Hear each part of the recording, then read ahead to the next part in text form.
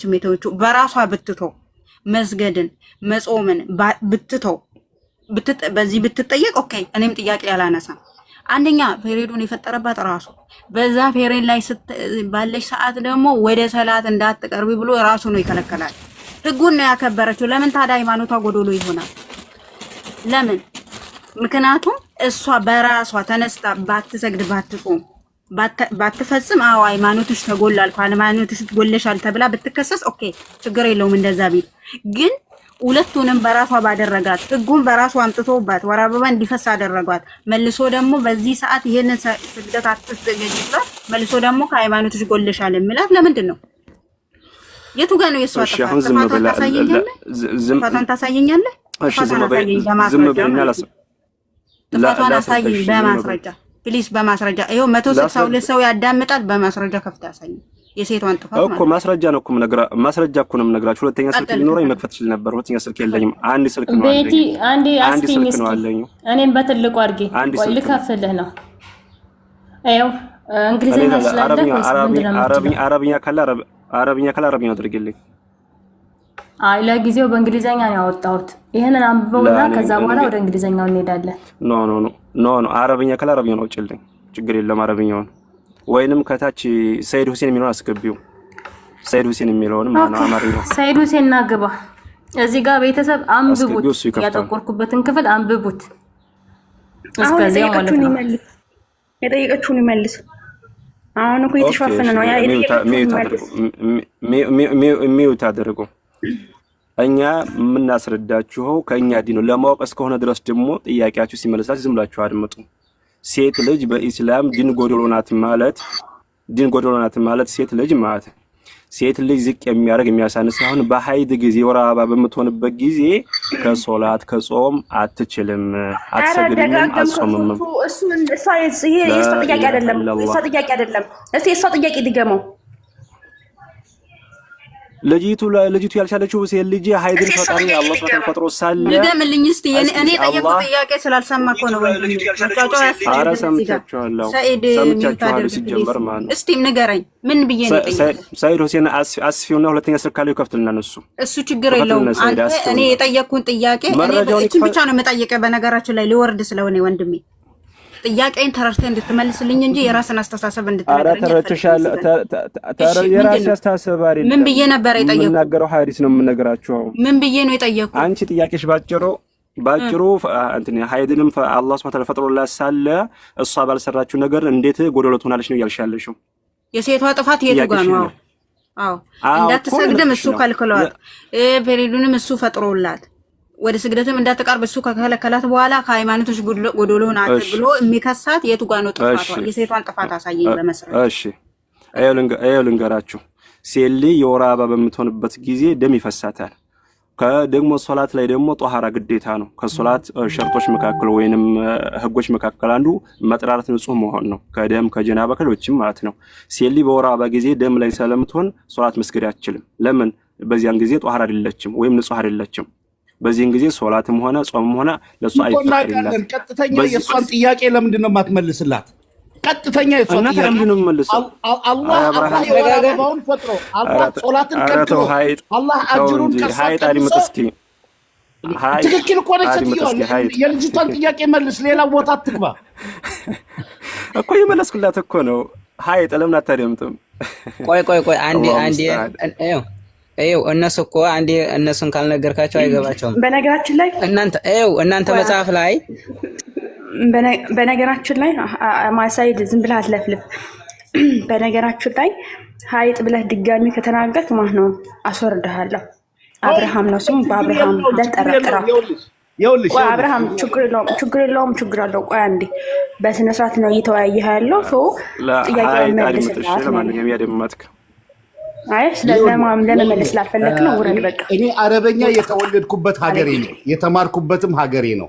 እሺ አንተ ወሎ ላይ ተቀምጠህ በስንት መከራ ስለሰበሰብካት ሙሳፊር ደረሳ ሆነ እንጀራ እየለመንክ ስለቀረህ አይደለም። እኔ በዩኒቨርሲቲ ደረጃ የተመረቅኩበት ነው አሉ ይኮራበታለሁ። የሰው ልጅ ሊሳሳት ይችላል፣ ግን አልተሳሳትኩም። እኔ ባደኩበት ላህጃ ነው የተናገርኩት። ላህጃ ማለት ደግሞ ሀይጥ ተብሎ ይጠራል በተለምዶ ገብቷቸዋል። ጎጃምኛ ጎንደርኛ እንደሚባል ትንሽ የመለያየት ነገር አለ የምላስ አንተ እኮ ወለይ ያለ ዴ ብለህ የምትጨምረው በየትም ቦታ ይሄ የአነጋገር የአካባቢ የማህበረሰቡ የአነጋገር ዘዴ ይባላል። ይሄ ገብቶሃል? በተለይ አረበኛ የሚችል ሰው ካላችሁ እዚህ ውስጥ አረበኛን ለመፈተን ከፈለክ ወይም ግባና የኔ ቲክቶክ ውስጥ ታገኛለህ። እዛ ከአረቦች ጋር የተከራከርኩበት ምን ያልኩበት ብዙ ነገር አለ ታያለህ ከፈለክ ስለ አረበኛ ለመከራከር ዋና ርዕሳችን ላይ እንሂድ። አብዱ አሁን ስለራስ ማብራራት ራሱ ወረደ መሰለኝ የራሳቸው ጉዳይ አወርደዋል ስለደገመው ማለት ነው። እሺ አሁን ምንድነው እያለን የነበረው ወንድሞቹን አጠቃላይ ሙስሊሞቹን አስገቢያቢት ምንድነው እያለን የነበረው ሴት ልጅ አእምሮ ጎድሎ የተባለችበት ምክንያት አንደኛ ነገር የወር አበባ በመጣ ጊዜ ኦኬ እነዚህ የወር አበባ መጣ ጊዜ ሰላትን ስለምታቋርጥ ምናምን እንደዚህ ይሄ ነገሮች ናቸው። ወደ አምላኳ ጸሎት ስለማታደርግ ለዛ ነው። በምን ምክንያት አንዴ ልጨርስ። ፔሪዷ በመጣ ጊዜ ይሄንን ሀጅር ምናምን ስለሚጎልባት ጸሎት ስለምታቋርጥ እንዲሁ ደግሞ ቁርአን ምናምን ስለማትቀራ የሚል ሀሳብ አስቀመጠ። ይሄ ነገር እንዲሆን ያደረገው አንደኛ ነገር አላህ የተባለው አካል ነው አይደለ? እነሱ ፈጣሪ ነው ብለው ስለሚያምኑ ነው። ፈጣሪ ራሱ ደም እንዲፈሳት አደረገ። በደሟ ምክንያት ጸሎት እንዳትጸልይ ያላት ራሱ ነው። ጸሎት እንዳትጸልይ እቺ ልጅ እኮ ታጥባ ምናምን እኮ ጸሎት ማድረግ ትችላለች እኮ ቁጭ ብላ ታጥባ መታ ከዛ ወደ አምላኳ እጇን ዘርግታ መጸለይ ትችላለች። ቁርአንሽ አትቃሺ ግን እጇን ዘርግታ ጸልያ ወደ አምላኳ መቀረብ ትችላለች። ግን እንዳትቃረብ የገደባት እስልምናው ፔሪድ እንዲፈሳት ያደረገው ራሱ ፈጣሪ ብላ ያዘችው የራሷ አምላክ ኦኬ ይሄን የራሷ አምላክ ባመጣው ነገር ራሷ ህጉም ያመጣው ራሱ ተፈጥሮ የሚያመጣው ራሱ ይችላል። ምን አጥፍታ ነው የአእምሮ ጎድሎ የተባለችው? የአእምሮ ጎድሎ የተባለችበት ምክንያት ምን አጥፍታ ነው? ፔሪዶ ያመጣው ፈጣሪዋ ከሆነ እንዲሁም ህጉ ደግሞ እንዳትጸልይ እንዳትጾም ወደ አምላኳ እንዳትቃረብ ያደረገው ራሱ ፈጣሪ ከሆነ ልጅቷ ያጠፋችሁ ለምንድን ነው? በዛ ላይ ደግሞ ስለምትረሳ ነው አላችሁ። አንተ እኮ ትረሳለህ፣ ወንድ ልጅ አይደለህ እንዴ? ስለዚህ የአእምሮ ጎድሎ ተብለሃል አልተባልክም። የአእምሮ ጎድሎ የተባለችበት በዚህ ምክንያት ነው ከተባለ ይሄን እንድትሆን ያደረጋት ፈጣሪዋ ከሆነ ፈጣሪዋ ላይ ነው ችግር ያለው እንጂ ልጅቷ አይደለም። ፈጣሪዋ አምላክ ብሎ የያዛችሁት እናንተ የአእምሮ ጎድሎ ስለሆነ ነው እንጂ ሴት ልጅ የአእምሮ ጎድሎ የሚል ራሱ የአእምሮ ጎድሎ ነው። ኦኬ ስለዚህ አላህ የተባለ የአእምሮ ጎድሎ ስለሆነ ነው ሴት ልጅ የአእምሮ ጎድሎ ያላት። ራሱ ባመጣው ህግ ለምንድን ነው ሴቷ ጥፋት እንኳን ሳይኖርባት በወር አበባ ምክንያት ለምንድን ነው የአእምሮ ጎድሎ የምትባለው? በጣም ያሳዝናል። የምን ጥያቄ እሱ ነበረ እኮ አሁን እኔ የሴቷን ጥፋት ነበረ የፈለኩት እዚህ ጋር ማለት ነው። የኔም ጥያቄ የሆነብኝ እሱ በሚያወራ ሰዓት እንደሰማችሁት ወንዶቹ ሶላታቸው ሴቷ ወር አበባ ላይ ባለችበት ሰዓት ይቀርባሉ፣ ይሰግዳሉ፣ ይጾማሉ፣ አያቋርጡም ማለት አዎ አልተሰጠውማ ወር አበባ አያይማ አላህ አልፈጠረለትም ወር አበባ ስላሌለው ደግሞ አልተከለከለማ ይሰግዳል። እሷም እኮ ወር አበባ ባሌለ ጊዜ ትሰግዳለች አይደል? ግን በዛን ሰዓት ይሄ ወር አበባ በሚፈሳት ሰዓት እንዳትሰግድ ወደ ስግደትም እንዳትቀርብ የከለከላት ራሱ አምላኩ ነው። ቆይ አንዴ ልጨርስና ደግሞ ይሄ ወር አበባ ራሱ የፈጠረላት እሱ ነው።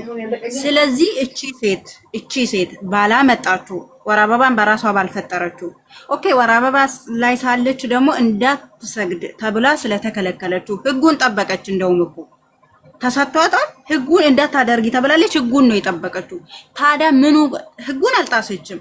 አንደኛ ህጉን ብትጠስ ብታደርግ ጎዶሎ ብትባል ራሱ አይከፋም በነገራችን ላይ ወይም ደግሞ ንጹህ ሆና ምንድነው ስግደቱን ባታደርግ በራሷ ፍላጎት ባትሰግድ ጎዶሎ ምንድነው ከሃይማኖቱ ጎዶሎ ነው ብትባልም ራሱ ኦኬ ይሄ ግንዛቤ ውስጥ ተገብቶ ራሷ እኮ ስላላደረገችው ተብሎ ሊነሳ ይችላል። ሐሳቡም የሚያስገድድ ሊሆን ይችላል። ግን እዚህ ጋር እቺ ሴት ወር አበባ አላህ ፈጠረላት። ደም እንድታየው በየወሩ እንዲፈሳት ያደረጋት ራሱ ነው። ኦኬ ብላ ተቀበለችው። እሺ ስግደቱንም ደግሞ እንዳትሰግጂ አንቺ በዚህ ሰዓት መስገድ አትችይም ብሎ ከለከላት። አሚን እሺ ህግህ ነው ብላ ተቀበለችው። ታዲያ ጥፋቱ የቱ ጋ ነው? ምንድነው ያጠፋችውና ነው? አእምሮ ጎዶሎ ናት። በዚህ ሰዓት ወደ ፈጣሪዋ መቅረብ ስለማትችል ተብላ ለምንድነው የምትወቀሰው ነው እኛ ጥያቄ። ምክንያቱም ከለከላት፣ ህጉን ጠበቀችው። ደሙና መጣባት እሺ ያለችው ምኑ ጋር ነው? የሷ ጥፋት ነው። አሁን እዚህ ጋር ማየት የምፈልገው ነው የሷ ጥፋት ሴት እንደመሆኔ ማለት ነው። ፌር ያልሆነ ነገር ትክክል ያልሆነ ነገር ነው የሆነባት ያለውና ማለት ነው። ደግሞ ወር አበባና አእምሮ ጋራ የሚያገናኝ ነገር የለም። በነገራችን ላይ አእምሮ ጎዶሎ ማለት ማሰብ ማገናዘብ የሚችል በቃ አቅሉን የሳተ ሰው ወደ እብድነትም ይጠጋል። በቃ አእምሮ ጎደለ ማለት እኮ እብድ ማለት ነው። ስለዚህ በዚህ ሰዓት የሙስሊም ሴቶች በሙሉ ወር አበባ እስከሚያዩ በዚህ 7 ቀን ውስጥ ማለት ነው ደማቸው እስከ 3 ቀን ቢፈስ 7ቱ ቀን እስከሚሞላ ድረስ እብዶች ናቸው ብለን መውሰድ እንችላለን ማለት ነው። ማ ባመጣባቸው አምላካቸው ባመጣባቸው። ስለዚህ ምንም የማይገናኝ ነገር ፍትሃዊ ያልሆነ ነገር ወይም ደግሞ ጠይቀ ራሱ የምታነሳው ነገር መልስ የማይሆን ነገር ነው። በእውነት እነሱ የሚያወሩት ነገር በጣም የሚያሳዝን ነገር ነው። ህግ አልጣሰችም፣ ህግ ጠበቀችው። ወር አበባ አላመጣችም፣ እሱ አመጣበት። አትቅረቢ ያላት ምኑ ጋር ነው ጥፋቷ? ምን አደረገችው? ለምንድን ነው አእምሮ ጎዶሎ የምትባለው? ወንድዩ አእምሮ ጎዶሎ ያለ ምንድነው? እሱ ይጾማል ይጸልያል። ኦኬ ወር አበባ የለውም ታዲያ የለውም፣ አልፈጠረለትም። ስለዚህ ለምንድን ነው የሚባለው? እሱ ከዚህ አንፃር ነው ተብሎ ራሱ መልስ እንዴት ነው መልስ መሆን የሚችለው ይሄ? ስለዚህ ማን ነው ጥፋተኛው? አምላካችሁ ነው ጥፋተኛ እሱ ነው።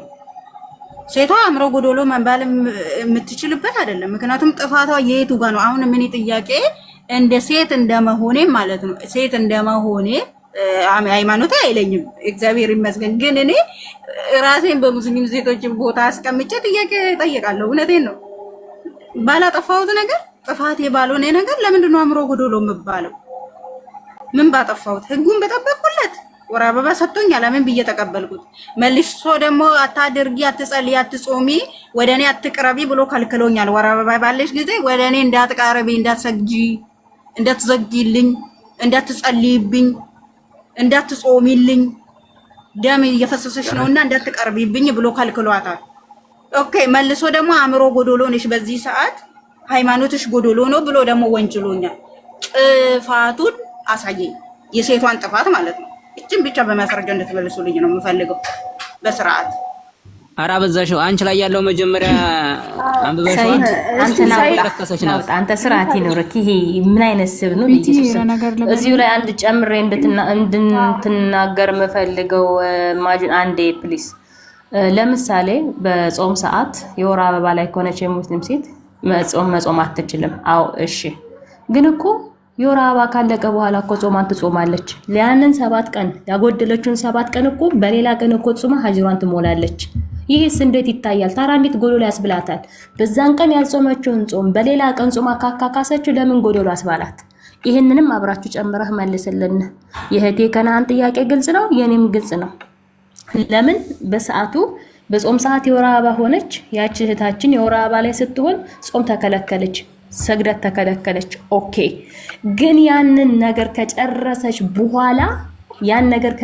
በኋላ ግን ምን ሆናለች? ያቺ ሴት ትጾማለች 7ቱን ቀን አካካሰችው። ቀዳ ታወጣለች። በቃ ቀዷን አወጣች እኮ አካካሰችው። ተራ ለምንድን ነው ጎዶሎ የሚያስብላት?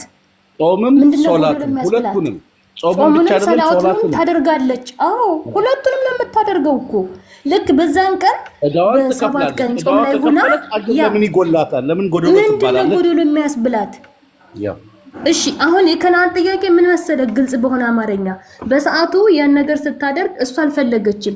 ህግና ስርዓቱን ተከትላ ፈጣሪዋ እንዳዘዛት አቁማለች። መስገድም መጾምም መጸለይም አቆመች። የወር አበባ ላይ ስትሆን የወር አበባዋን ስትጨርስ ግን ሶላትንም ትሰግዳለች ዳብል አርጋ፣ ጾሙንም ትጾማለች፣ ምስጋናውንም ትቀጥላለች።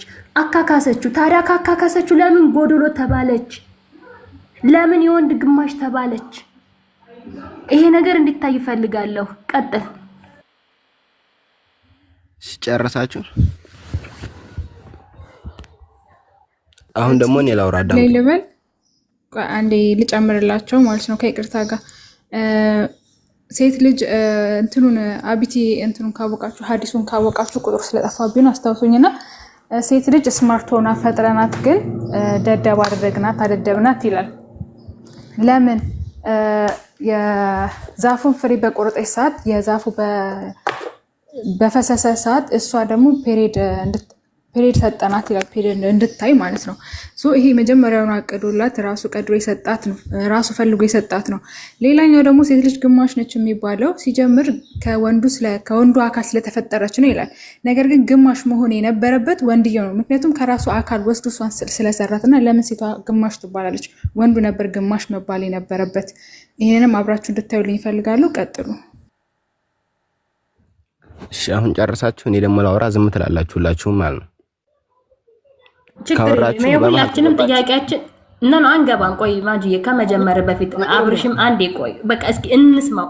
ከልብ የሚናገረውን ነገር በማስረጃ ቁጭ እያደረገ ያስረዳ። ስንት ጥያቄያችሁን ያዙ፣ ከዛ ትደግሙለታላችሁ። ጥያቄ ካላችሁ በቃ ቀጥል እስኪ። በመሀል ከገባችሁብኝ ፈርታችኋል ማለት ነው። ይሄን አንድ ነገር እንዳታወሩ ማለት ስድብ ምናምን ከገባሁ እንደዛ ማድረግ ትችላላችሁ እና ታዳምጡኛላችሁ ማለት ነው። በትልቁ አድርገኝና የምከፍተው ነገር አለ።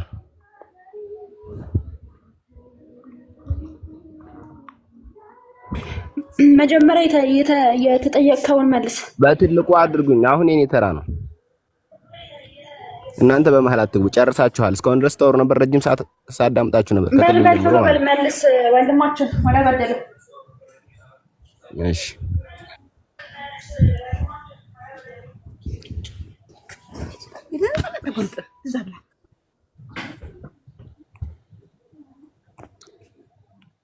አትመልስም እንዴ? ወይ ረጋቢ እናት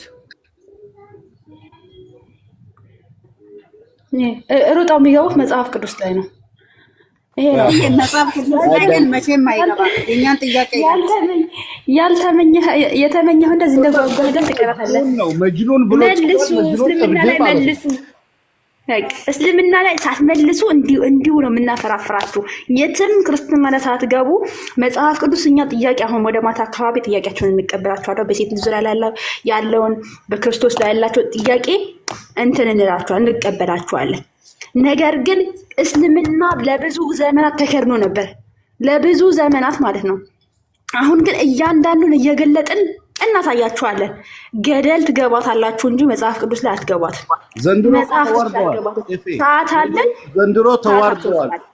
ዘንድሮ ተዋርደዋል ሙስሊሞቹ። በአረብኛ ብቲ፣ በጀርመንኛ ብቲ፣ በማንኛውም የዓለም ቋንቋዎች በሶሻል ሚዲያ በቃ እሱ ዋና አጀንዳ ሆኗል። የእስልምና ጉድ እየወጣ ነው። ጉድ ተሸማቀቀበት። ባክ እያደረጉ ነው ከእስልምና ወደ ክርስትና። አዩ እየተመራመሩ ነው። ሁሉም በቃን እያሉ ነው እስከዛሬ። በተለይ ሴቶች፣ ብዙ ሴቶች አሁን በቃን ምንድነው እስከዛሬ ድረስ እዚህ ነበርን እንደ እያሉ ገነትን ብንገባ ሰግደንም ጾመንም ገነትን ብንገባ ገነትን ሂደን ራሱ ለወንዶች ተጠቃሚ ነው መጠቀሚያ ልንሆን ነው ገነትን ብንገባው እያሉ የእውነቴን እኮ ነው። የእውነት በጣም እኩል እንደማያደርጋት ደግሞ ለሴት ልጅ ክብር ሰጠን ይልሃል። ሴት ልጅ እዚህ ሀገር ሁና እዚህ በምድር ሁና ጾሟ ጸልያ ሁሉንም ነገር እንደሱ አድርጋ ህግን አክብራ ቀዳና አውጥታ ሁሉን ነገር ወልዳ አርግዛ ይሄን ሁሉ ነገር አድርጋ ገነት ውስጥ ገብታም ለወንዱ አሽከር ልትሆን ነገር ደግሞ አረምን አይነት ነገራችን ላይ ማለት ነው። በነገራችን ላይ ይሄንን ክፍል ቅድም ማምጣት ነው ነበረ። እኔ ለምን እንደው ልንገራችሁ። እዚህ ጋር በሃይማኖቷም በአስተሳሰቧም ጎደሎ እንደሆነች ነው ሲጠየቅ መሐመድ የመለሰላቸው። በቃ መልሱን እኛ እኮ አሁን ኦልሬዲ አግኝተናል። እሺ በሰዓቱ የወር አበባ ላይ ስትሆን አንድ ሴት ልጅ መስገድም መጸለይም ማመስገንም አትችልም ሲሉን በዛ ነው ጎደሎ የተባለችው። የማሰብ እንትኗም ክህሎቷም የመርሳት ነው የሚል ሐሳብ ሰጡኝ። ኦኬ በዛን ቀን ያላደረገችው ያንን 7 ቀን በሌላው ቀን ለምሳሌ ሶላት እንኳን ስትሰግድ ደግማ ነው የምትሰግደው አይደል እንዴ? ደርባ ነው። ጾሙንም እንደዛው ነው ትጾመዋለች። ቅዷን ታወጣለች። ታዲያ ቅዷን ካወጣች ለምን ጎዶሎ ተባለች? በሃይማኖቷም በአስተሳሰቧ ለምን ጎዶሎ ተባለች? ይህ ሴትዮ ፈልጋና ወዳ ብታመጣው ኦኬ፣ ግን ፈልጋና ወዶ አይደለም። ራሱ ሰጥቷት፣ ራሱ ከልክሏት፣ ራሱ ነቅፏት፣ ራሱ ሰድቧት፣ ራሱ አዋርዷት መልሶ ደግሞ እኛ እንድናምናቸው የሚያደርጉት ነገር በጣም ነው የሚያስቀኝ፣ በጣም ነው የሚገርመኝ። ይሄ እኮ በቃ ይናገራል እዚህ ጋር በሃይማኖቷ ጎዶሎ ነች አለ። ሃይማኖቷ ያጎደላት ምንድነው? የወር አበባን በማየቷ ነው። እሺ በዛ ቀን ጎዶሎ ከተባለች ያን ቀን ግን ከወንዱ ልጅ እንዳታንስ ያቺ ሴት ምን ታረጋለች? በሌላ ቀን ትሰግዳለች፣ በሌላ ቀን ትጾማለች። እኩል ሆነች አይደል እንዴ ከወንዱ ልጅ ጋር?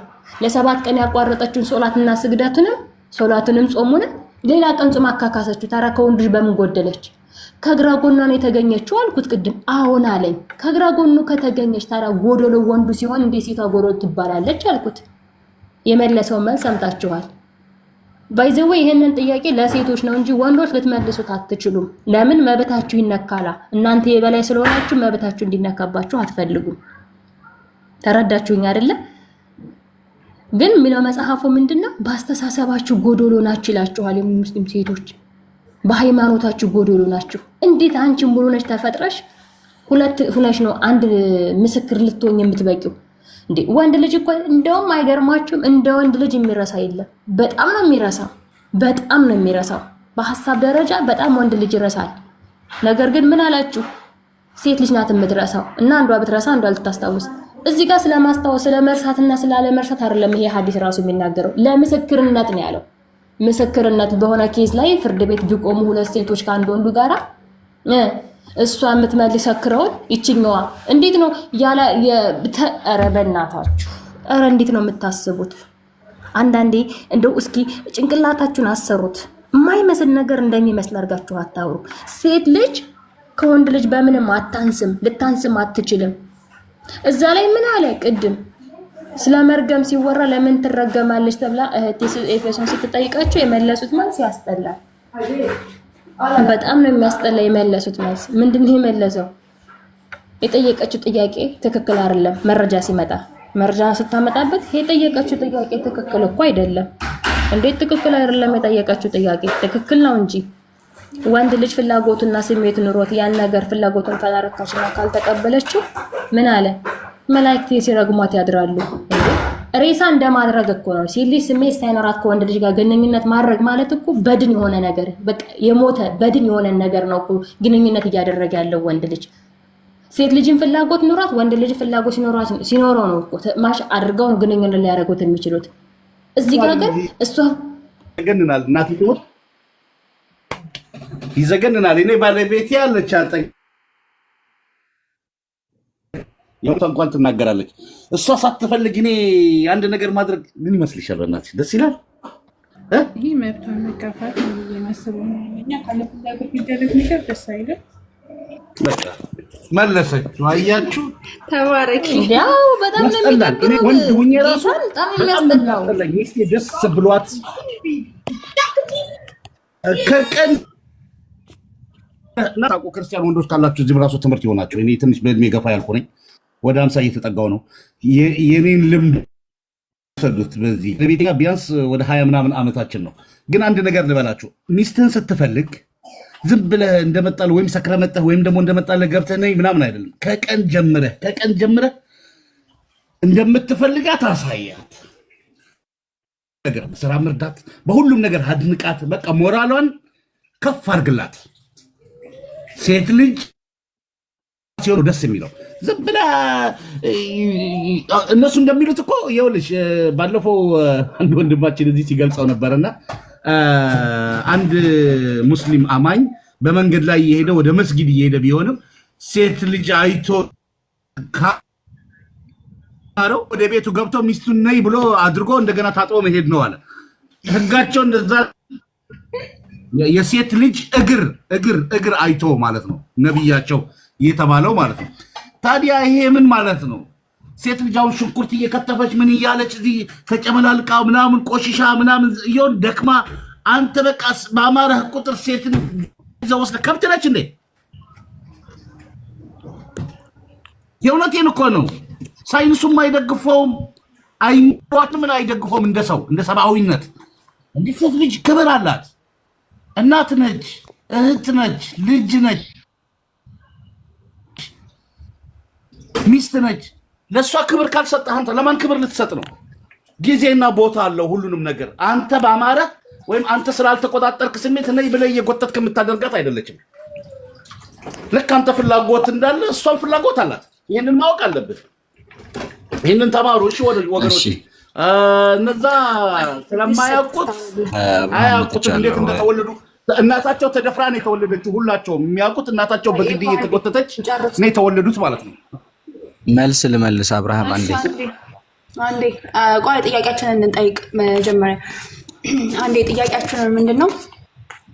እየሰማህን ነው እንግዲህ መልስ ልመልስ ነው አስገቡኝ ስትል ነው የገባኸው ማለት ነውና አዎ በመጀመሪያ ግን ሴት ልጅ ስትሉ በሴት ልጅ ስትሉ እግዚአብሔር የረገማትን ነው አይደል የምትሉት? እያወራችሁ ያላችሁት ግን በጉዳይ አይዲያ መስለም በጣም በእስልምና ላይ ነው። እስልምና ላይ ጥያቄ ተነሳ። ይሄ ቆዳ ነው ጠቅላላ ሲያስጠላ። ማወቅ ያለባችሁ ለመግዳት ነው የገባው። አንዴ ተረጋጊ። ማንም ሰው እንዳይገባል ምን ያወራዋል? ሰማል ኮረተ እንደ ኔትወርክ ማንም ሰው ሚዩት እንዳይከፍት። አንዴ እየሰማ ነው። ወደማችን ማን ነው? ኢብራሂም ነው ምንድነው? ኢብራሂም ይሰማሃል? ቆይ አንተ ሌሎቻችሁ ማይካችሁን እንትናችሁን ዝጋ። ካሜራህን አንዴ ኢብራሂም ይሰማሃል? ማይክን ክፈት። አሁን ኔትወርክ ይዞኝ የነበረ ሶሪ። እሺ አጥፋውና ኔትወርክህን አብራ በስነ ስርዓት እንድናወራ። ችግር የለም። አሁን ሴት ልጅ ስትሉ በእስልምና የራሳችሁ ለመልስ ብለህ ነው እንትን ያልከው። እየተደማመጥን እኔ ብቻ እግዚአብሔር የረገማትን ሴት ነው እያወራሽ ያለሽው። እግዚአብሔር አላህ የረገማትን አላህ ጠማማ አድርጎ የፈጠራትን በጉዳይ አይዲያ መስለም እስልምና ላይ መመለስ ስለማትችል ወንድሞችም እንዳትገባ ብለዋል። አየህ ይንጫጫሉ ብለህ ነበር። አንተ ጫጩልህ የምትቀዳው ነገር አታገኝም።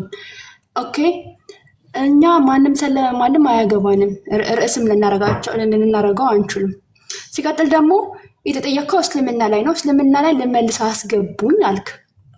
ማስገባት አስገባነህ በክብር ግን ወንድሞችህ እንዳትገባ አንተ ታዋርደናለህ፣ ሁሌ እንዳዋረድከን ነው ብለው ነበር። ተመልሰን ንቃቸው ገባ። ይሄ ወንድሞች መናቅ ነው። ለሌላ ጊዜ ግን እኛ አክብረን ስናስገባ ወንድሞችን አስፈቅደን ግባ። ሲቀጥል ሙስሊሞች ንግቡ። ወንድሞቻችሁ እነዚህ ኡስታዞች ንጽጽር የሚሰሩት ያው እንዳኝም እንደምታያቸው ናቸው። እግዚአብሔር የረገማትን ነው ይላል መጥቶ ማለት ነው እንጂ እስልምና ላይ ደፍሮ የሚመልስ ኡስታዝ የለም። እስልምና ላይ ደፍሮ የሚመልስ ንጽጽር የሚሰሩ ሰዎች ይሉ ሁሉ በቃ ሩጣው መጽሐፍ ቅዱስ ላይ ለመግባት ነው። እኛ ደግሞ ዘመኑን ዋጁት ተብለናል። ምን ዋጆ ደግሞ የእናንተንም እየገለጥን ነው። የተከደነው አለ። ያ የተከደነ እውነት አንዴ የተከደነ እውነት አለ። ኦኬ ያ የተከደነ እውነት ይገለጥ። የተጣመመ ዝግዛግ የመታ ኦኬ ከዚህም ያለ ያ የተደበቀ ነገር አለ። እሱ ይገለጣል። ዘመናችን በሱ ነው የምንዋጀው ማለት ነው። ስለዚህ አሁን ሙስሊሞች አስገባለሁ። ትቀጥላላችሁ። ቀጥል አብርሃም። ኡስታዞች ስለዚህ ጉዳይ ለምን እንደማይመልሱ ታውቂያለሽ? ምክንያቱም ቤቱን አይገባም። ሁለተኛ ትዳሩን ያፈርሳል። በቃ በዚህ በኩል ላይ ተደብቆ ካልሆነ በስተቀር ብዙ ስለሷ ለመግለጽ አይፈልጉም። ብዙ ጊዜና ያለን ብዙ ሙስሊሞች ቤታቸው ላይ ችግር አለ። እንደዚህ በክርስቲያኖችም አለ የለም አንልም። ግን ብዙ ኡስታዞች የሚባሉት ራሱ ይህንን መብት እንጠቀማለን ብለው ከሚስቶቻቸው ጋር ይፋታሉ። ብዙዎች አውቃለሁ እኔ። ይሄ በጣም አስቸጋሪ ነገር ነው። ገብቶሻል? ሴት ልጅ መብት አላት። መብቷን ታውቃለች። ሙስሊም ሆና ራሱ ይሄ ነገር እንዴት ነው ተበድያለሁ የሚሉ ሴቶች አሉ። እናውቃለን። እኛ ብዙ ቤተሰቦች ሙስሊሞች አሉን እኮ እኛም አብረናቸው አድገናል። እናውቃለን። እናቶችም ወጣቶችም ለምን ይሄ እንደዚህ ተባለ ብለው ራሳቸው የሚጠይቁ አሉ። አንቺ የተነጨሽ ነሽ እንደዚህ በእስልምና ላይ ከተፈላሰፍሽ ይሏቸዋል። የማስፈራራት ነገር ይሰራባቸዋል። የተነጨሽ ነሽ ማለት ሼክ ከሌ እንደዚህ ይነጭሻል፣ ሼክ ምናምን እንደዚህ ያደርግሻል፣ የተረገምሽ ትሆኛለሽ በመሬትም በሰማይም። አቤት ሰው ሲገባ ነው። ቀጥል። ኦኬ እና ብዙ አላቸው። እቺ ሲስተም ይጠቀሟታል። ሁሌም ሙስሊሞች የሚጠቀሟት በተለይ እነዚህ ኡስታዞች ምናምን የሚባሉ ሰዎች ሼኮቹ ዑለማ ናቸው የሚባሉ ሰዎች። ዑለማ ማለት በጣም ከፍተኛ እውቀት ያላቸው እንደኛ ቄሶች፣ ዲያቆኖች እንደምንላቸው ማለት ነው። እነሱ በተለይ አላሁ አዕለም ብለው ያልፋሉ። አንድ ጥያቄ ሲመጣላቸው አላህ ያውቃል፣ አዎ አላህ ያውቃል፣ ግን ከብዷቸው ነው መመለስን ሲከብዳቸውና ሲያፍሩባት ኳርታቸው ሲነካ ያች የምታማቸውን ቦታ ላለማብራራት ብለው አላሁ አዕለም ብለው ያልፏታል። ወይም ደግሞ ትረገማለህ ትረገሚያለሽ በማለት ያልፏቸዋል። ይህን ቦታ አትቅራ ይሉዋል። አንዳንድ ጊዜ ቁርአን ላይ ለየት አድርገው ድሮ የቁል ያ አዩሃል ካፊሩን ይሉ ነበር። አሁን ደግሞ ሐኒም ውስጥ አንዳንድ ቦታዎች ላይ እየገቡ እንትን ይላሉ። ይህንን አትቅራው፣ ይሄ እንደዚህ ያደርጋል፣ ይሄ ግዴታ ሙፈስር ያስፈልጋል። ይሄ ሁሉም ምክንያት ሰይጣናዊ ምክንያት ነው። ሙስሊሙ እውነቱን እንዳያቅ አይኑ ተጨፍኖ በዛው ልቡም ተደፍኖ እንዲኖር ነው የሚፈልገው። በቃ እንዳመነው በስሜት ብቻ እንዲኖሩ እንጂ አንብበው አውቀው ገነትን እንዲወርሱ ተመኝቶላቸው አይደለም። የእውነቴን ነው የምነግራችሁና አላህ ይርዳችሁ ወይም ፈጣሪ ይርዳችሁ ሁላችሁም። አንተ ሰካራም አለኝ አንዱ እዚህ ጋር ችግር የለውም ባለቤት አለች ደንግጣ። ምክንያቱም መስከር የሚባለው ነገር ቤታችን ውስጥ አይገባም ጭራሽ። በህይወቴ 50 ዓመቴ ነው እኔ የቢራ ጣዕም የአልኮል ጣዕም አላቅም። አምናላችሁ ይሄን? ሙስሊም ለምትሳደበው ሰብ እግዚአብሔር ይርዳ። እሺ ሙስሊም ገብቷል። ወንድማችሁ ወይ እህታችሁ ፋፋ? አረ ክርስቲያን ነኝ። ይቅርታ ክርስቲያን ነው። እሺ አባቴ ኤፊ አንድ ነገር አንድ ነገር ልናገር። ማንም ያወራው ቢኒያም ድምፅ ተቀየረ። ቢኒ እሺ ቀጥል። ቢኒ ቆይ እስቲ ቢኒ ማይክ ቀጥል አትበል፣ አቤት በል። እሺ ቀጥልና ይቀጥላል። የቤት ልጅ ነው። ስለ ቅድሙ ሲናገር ስለነበረው ነገር ነውና በክርስትና ምን እንደሚል እናየዋለን። ማለት በእስልምና እንዳየነው ነው። መላእክት አልጋ አንጣፊ ናቸው። በቃ ወንድየው ወሲብ እንዲያደርግ ሁሌ ይሰራሉ፣ ይደክማሉ ምናምን። እንዲህ አይነት መላእክት አይተን አናውቅም። በክርስትና ሚስትም ስለባል ስላላቸው የትዳር ሁኔታ ስለ ግንኙነታቸው ምን ይላል? አንዱ ያዳላል ወይስ አያዳላም የሚለውን ነገር ማየት ይቻላል ብዬ ነው። እዚህ ጋር ማየት ይቻላል። አንደኛ ቆሮንቶስ 7:5 ላይ ነው ሐሳቡ ያለውና 2 ላይ ጀምረን ስናየው ነገር ግን ስለ ዝሙት ጠንቅ ለእያንዳንዱ ለራሱ ሚስት ትኑረው ይላል። ለእያንዳንዱ ለራሱ ሚስት ትኑረው ይልና ለእያንዳንዲቱ ደግሞ ለራሷ ባል ይኖራት ይላል። ከዛ ባል ለሚስቱ የሚገባትን ያደርግላት፣ እንዲሁ ደግሞ ሚስቲቱ ለባሏ። ተመልከቱ እዚህ ላይ ሚስት በእስልምና ካልጋ ጀምሮ በሁሉ ነገር ተበዳይ ነች። አልጋ ላይ ትረገማለች። ሁሌ በቃ እንደ እንስሳ እንዲጠቀማት እንዲጫወቱባት ነው የተፈለገው። መላእክት ረግሙሻል በሚል ተረት ማለት ነው። ተረት መላእክት አልጋ አንጣፊ አይደሉም። እንደዚህ አይነት መላእክት አናውቅም። ቅዱሱ መጽሐፍ ግን ይሄን ነው የሚናገረው። ባል ለሚስቱ የሚገባትን ያርግላት፣ እንዲሁ ደግሞ ሚስትም ለባሏ። እኩልነት ማለት ይሄ ነው። ከዛ ሚስት በገዛ ስጋዋ ላይ ስልጣን የላትም ይላል። በገዛ ስጋዋ ላይ ማዘዝ አትችልም ይላል። ስልጣን ለባሏ ነው እንጂ ብሎ አልዘጋውም። ባል ግን መብቱ ነው ብሎ አልተወውም። እዚህ ላይ ምን ይላል? ሚስት በገዛ ስጋዋ ላይ ስልጣን የላትም፣ ስልጣን ለባሏ ነው እንጂ ካለ በኋላ እንዲሁም ደግሞ ባል በገዛ ስጋው ላይ ስልጣን የለውም። ይሄ ነው እንግዲህ ቅዱስ መጽሐፍ ማለት። ሚስት ስጋዋን ለማንም እንዳሰጥ ለባሏ ነው ብሎ ከልክሎ ባልን ግን ቢለቀው ልክ አልነበረም። ባል እንደፈለገ ይፈነጫል፣ ሚስት ግን ራሷን ሰብስባ ትቀመጥ እንደማለት። መጽሐፋችን ግን እንደዚህ ነው የሚለው። በደንብ እያያችሁ ይሄ ቅዱስ መጽሐፍ ማለት እንደዚህ ነው። ስለዚህ እንዲሁም ደግሞ ባል በገዛ ስጋው ላይ ስልጣን የለውም፣ ስልጣን ለሚስቱ ነው እንጂ ብሎ ሚስትም ባልም በስጋቸው ላይ ኃጢአትን እንዳይሰሩ የራሳቸው እንዳልሆነ የሚስት ሰውነት የሚስት ገላ ለባል እንደሆነ የባል ገላ የሚስት እንደሆነ ነው የሚናገረው መጽሐፍ። ቅዱስ ሲባል ቅዱስ የሚለው ስም ሲጨመር በምክንያት ነው፣ ዝም ብሎ አይደለም። ከዛ ለጸሎት ትተጉ ዘንድ ተስማምታችሁ ለጊዜው ካልሆነ በቀር እርስ በርሳችሁ አትከላከሉ። ማን ነው እንደዛ ያለው? 4 ላገባ ባል አይደለም። ከላይ እንዳየነው ለእያንዳንዱ ሚስት ትኖረው ያለ ለእያንዳንዱ አንድ ሚስት ነው ያለው። ከሷ ጋር ደግሞ ለጾም ለጸሎት ካልሆነ በቀር አትከላከሉ ማለት አትከልክዩ አይደለም ያላት። ተመልከቱ። ለጸሎት ተጉ ዘንድ ተስማምታችሁ ለጊዜው ካልሆነ በቀር እርስ በርሳችሁ አትከላከሉ። እርስ በርሳችሁ ማለት ሚስት ባልን፣ ባል ደግሞ ሚስትን። እንዲያለበት ምክንያት ምንድነው?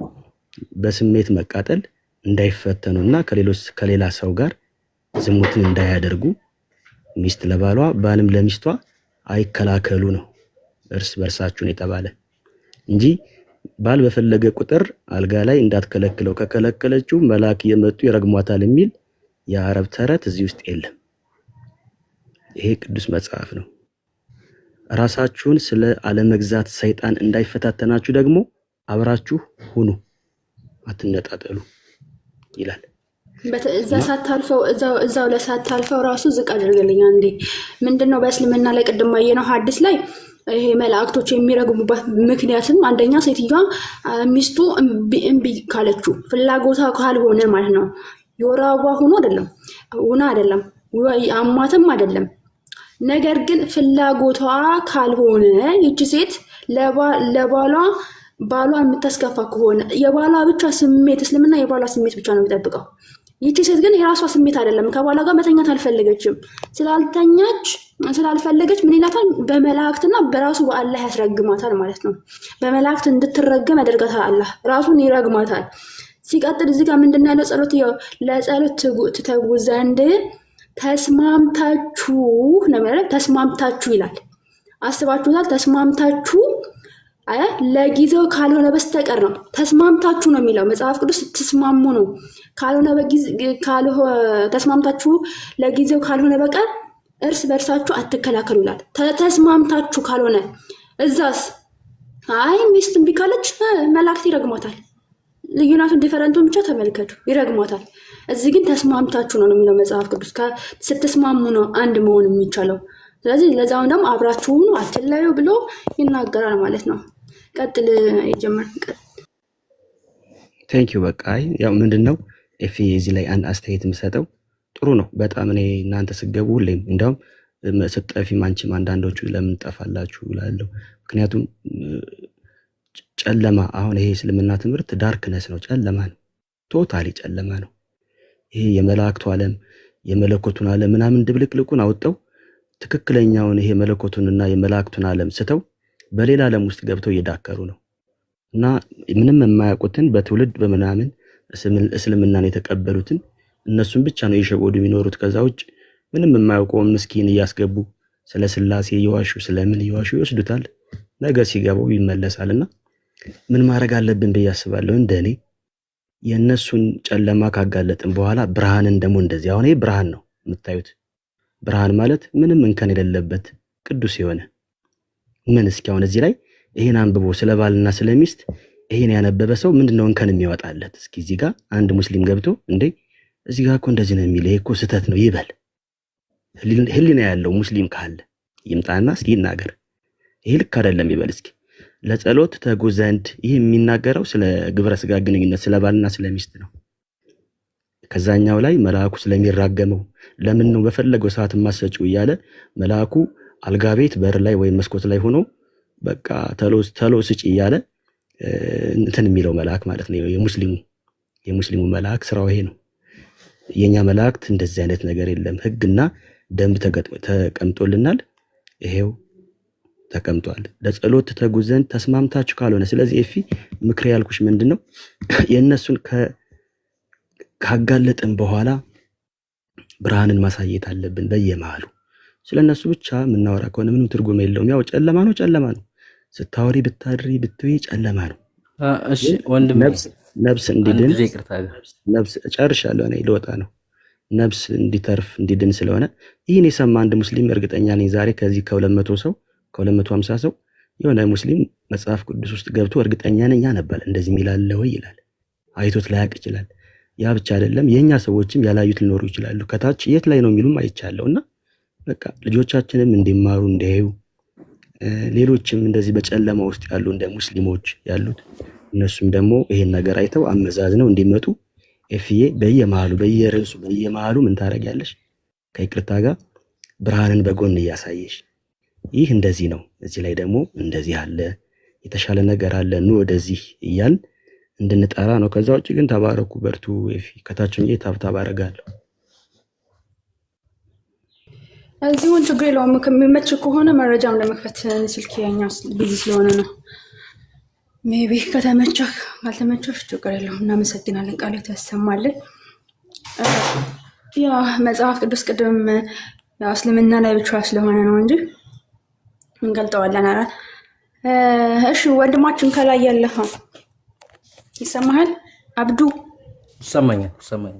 እሺ፣ ሴት ልጅ ላይ እያወራን ያለ ነው እና ሴት ልጅ ላይ እያወራን ነው። ቅድምታችሁ ሆነ ሰምተሃል መቼ? በምንም ምክንያት ሴት ልጅ አትረገምም ብለህ ታምናለህ? እስልምና ለምሳሌ በምንም በማንኛውም ምክንያት ሴት ልጅ በእስልምና ትረገማለች ወይስ አትረገምም ብለህ ነው የምታምነው? በምንም ምክንያት ማለት ነው። በምንም ምክንያት ይሁን ግን ሴት ልጅ ትረገማለች ወይስ አትረገምም? የምትረገምበትም አትረገምበትም ሁኔታ አለ። ለምሳሌ ያው ልትረገምበት በምንድን ነው? ልትረገምበት የቻለችው በምንድን ነው? እሱ ላይ ትኩረት እናደርግ። ቆይ አሁን እዚህ ጋር ማለት ነው ስትጠይቂ ያገኘሽውን ከቁርአን ከሆነ ከሐዲስ ሴት ልጅ የምትረገምበትም የማትረገምበትም አለ ብለኸኛል አይደለ? የምትረገምበት በምንድን ነው ነው እያልኩ ያለሁት። የምትረገምበት ምሳሌ ያው ባሏ ወደ አልጋ ጠርቷት ምናምን የሚል ሐዲስ አለ። እሺ ቆይ አንዴ ቢኒያም አለ እሱ ላይ አለ። ግን የዋና ኮንሴፕት የመጣሁበት በዚህ አይደለም። አንድ ጊዜ አድምጪኝ። እሺ እኔ ቢኒያም ነው የጠራሁት አለሁት። እሺ ቀጥል። እኔ በዚህ ጉዳይ አይደለም የመጣሁት። ሴት ልጅ ነው እኛ ደግሞ እንድንመልስልህ ነው። እኔ ደግሞ ጥያቄ ደግሞ ቤቴን የከፈትኩት ራሱ በእስልምና ሴት ልጅ ትረገማለች ወይስ አትረገምም በሚል ነው። ያንን ለመመለስ ነው አስገቡኝ ስትል የነበረው ማለት ነው። እኔ ሳላይ ቀርቸር ለምሳው ጨርስ በሚለው ነው ላስገባ የፈለኩት። ገብቶሃል? ኤፊ መረጃ ከፈለግሽ አወጣልሻለሁ ከአዲስ ከምናምን ችግር የለውም። ምን እንትን እላለሁ አወጣለሁ። በጌታ የት ሄድክ? ወይ በሞቴ ወይ በሳንቃው ደረት ያለ ናግባ እንጂ እንዴ አስጀምረህ ሳታስጨርስ ለምን ትሄዳለህ? ናግባ። ይሄ ልጅ ደግሞ መጣ። የቆንጦስጦኒዮስ ፍሬንድ መጣ ሊያደርቀኝ ነው። እንዴት ነህ ወንድማችን? ትልቅ ወንድማችን። ሰላም እንዴት ነሽ?